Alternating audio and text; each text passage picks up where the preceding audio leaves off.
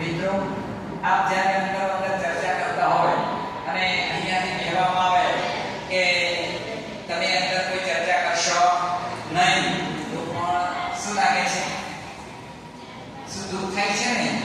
અને બાળકો તો નિખાલસ છે, એમની વાતોની અંદર કારીગરી ભાષાની અંદર આપણે જે કંઈ બતાવીએ એની જે ચર્ચા કરતા હોય છે.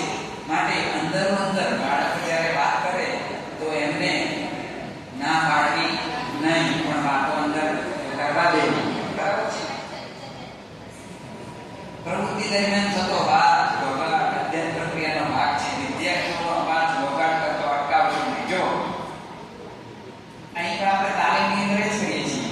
તમે અહીં કોઈ વાત કરતા હોય તો આપણે કઈ અટકાવતા નથી, કારણ કે કોઈને આ શિક્ષણ પદ્ધતિની વાત હોય અને એની અંદર કે બધું જાણકારી પણ મેળવી શકતા હોય અને આપણે પોતાના જીવનની અંદર અને પોતાના શાળાની અંદર પણ એ કામ લાગી શકે છે. માટે એ બાળકોને જેમ આપણે ટોકવા નહીં